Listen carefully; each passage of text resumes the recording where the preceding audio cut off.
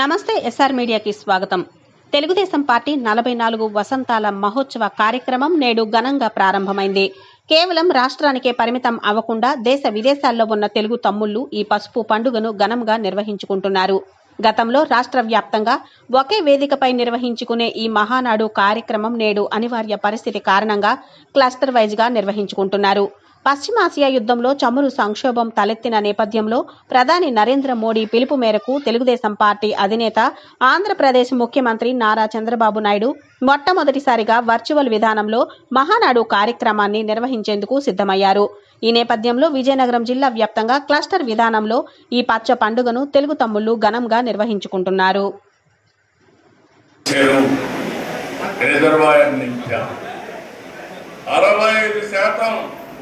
జలకళ సంతరించుకున్నాయి. నీళ్లు ఇస్తాం. 2 ఏళ్లలో 17,000 కోట్ల రూపాయలు ఖర్చు పెట్టాం. రాబోయే ప్రతి ఒక్క ప్రాంతాన్ని సేవలు చేసే బాధ్యత ఈ ప్రభుత్వం పూర్తి చేస్తాం. జల ద్వారా ఇది భూమిని జలాశయంగా చేసుకుని ఎక్కడికక్కడ భూగర్భ జలాలు పెంచాం. ఇది అదనంగా ఖర్చు పెట్టి సంపద సృష్టించలేని వాళ్ళు సంక్షేమం, అభివృద్ధి, సంపద సృష్టి అనేది ఒక అధికారం. ప్రభుత్వం పార్లమెంట్ లో పెట్టి చట్టం చేసిన తర్వాత కూడా లేదు ఇస్తే మహానాడు సందర్భంగా మనకు ఇచ్చేసినటువంటి కార్యకర్తలు, స్పెషల్ గా మన కేఎస్ఎస్ సభ్యులు, బూత్ సభ్యులు, అలాగే యూనిట్ అండ్ క్లస్టర్ సభ్యులందరికీ నా హృదయపూర్వక నమస్కారాలు. అలాగే మనం చూసుకుంటే మనకి మన వ్యవస్థాపక అధ్యక్షుడు నందమూరి తారక రామారావు గారు మన పార్టీ స్థాపించినప్పుడు ఒక కార్యకర్తలు పార్టీగా స్థాపించారు.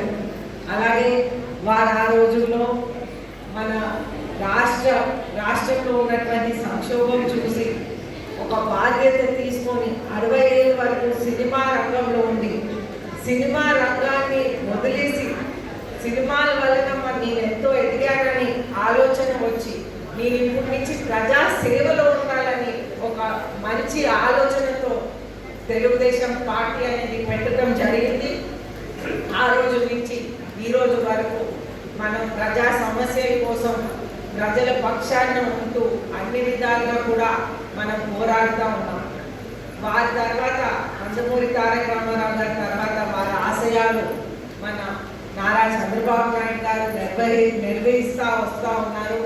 రీసెంట్గా మనకి లోకేష్ గారు కూడా ఒక వర్కింగ్ ప్రెసిడెంట్గా మనకి మహానాడు కూడా ప్రతి ఒక్క కార్యకర్తతో మనం వినూత్నంగా సెలబ్రేట్ చేసుకోవాలి అని ఒక హైబ్రిడ్ మోడల్ అనేది తెస్తూ ఈరోజు ప్రతి ఒక్క కార్యకర్త వారు ఉన్నటువంటి చోట్ల మనం చేస్తే అందరు కూడా వస్తారు, అందరు కూడా భాగస్వామ్యం అవుతారనే ఉద్దేశంతో ఈ హైబ్రిడ్ మోడల్ అనేది పెట్టడం జరిగింది. అయితే మనం చూసుకుంటే మన రాష్ట్ర వ్యాప్తంగా మనం 1875 క్లస్టర్స్లో మనం మహానాడు అనేది నిర్వహిస్తూ ఉన్నాం. అయితే ప్రతి ఒక్క కార్యకర్త, ప్రతి ఒక్క టీడీపీ సపోర్టర్ కూడా దీంట్లో భాగస్వామ్యమై మనం అందరం కూడా నందమూరి తారక రామారావు గారిని గుర్తు చేసుకుంటూ వారికి నివాళులు అర్పిస్తూ మన పార్టీని మనం ముందుకు తీసుకెళ్లాలని కోరుకుంటూ సెలవు తీసుకుంటాం. 65% జలకళ సంతరించుకున్నాయి. నీళ్లు ఇస్తాం. ఈ రోజు మాకు చాలా సంతోషంగా ఉంది. ఎందుకంటే మాకు సంవత్సరానికి ఒకసారి జరిగే పసుపు పండుగ ఇది. ఏదైతే మనం అందరం కూడా నెల్లూరులో చేసుకోవాల్సినటువంటి పండుగని ఈ రోజు కొన్ని కారణాల చేత దేశం యొక్క సంక్షోభం వల్ల నరేంద్ర మోడీ గారి పిలుపు మేరకు మన జాతీయ అధ్యక్షులు నారా చంద్రబాబు నాయుడు గారు, అలాగే ముఖ్యమంత్రి వర్యులు, అలాగే యువ నాయకుడు నారా లోకేష్ గారు ఏదైనా కూడా విభిన్నంగా ఆలోచించి ఈ కార్యక్రమాన్ని చేపట్టడం జరిగింది. ఏదైతే ఎక్కడైతే మన విజయనగరం నియోజకవర్గంలో అయితే వివిధ ప్రాంతాల్లో 6 చోట్ల వర్చువల్ మహానాడు అనేది పెట్టడం జరిగింది. తద్వారా ఏంటంటే ఇంతకుముందు అందరూ కొంతమంది విజయనగరం నియోజకవర్గం నుంచి కొంతమంది అక్కడికి మహానాడికి వెళ్ళేవారు. ఇప్పుడైతే ఎవరి ఏరియాలో వాళ్ళు హ్యాపీగా మహానాడు కార్యక్రమాన్ని చేసుకోవచ్చు. ప్రతి ఒక్కరు కూడా ఈ కార్యక్రమానికి భారీ స్థాయిలో వచ్చి ఇక్కడైతే 3-4 క్లస్టర్ పరిధిలో ఈ కార్యక్రమం జరుగుతుంది. ఈ కార్యక్రమం అయితే చాలా బాగా జరుగుతుందని మేమందరూ కూడా చాలా సంతోషంగా ఉన్నాం. ఈ సందర్భంగా తెలియజేసుకుంటున్నాను.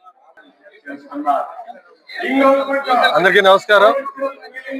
తెలుగు ప్రజలు ఏదైతే సంక్రాంతిని తన కుటుంబ సభ్యులతో ఎలా అయితే ఘనంగా చేసుకుంటారో అదే విధంగా తెలుగుదేశం పార్టీ కుటుంబ సభ్యులందరూ మహానాడు కార్యక్రమం జరుపుకుంటారు.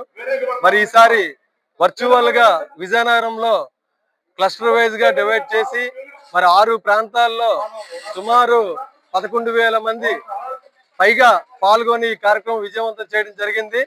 మరి గౌరవనీయులు అద్ది విజయలక్ష్మి గారి ఆధ్వర్యంలో ఈ కార్యక్రమం జరుగుతుంది.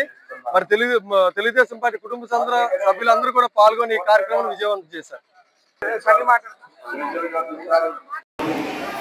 రాష్ట్రం గుంతలమయం ఎక్కడ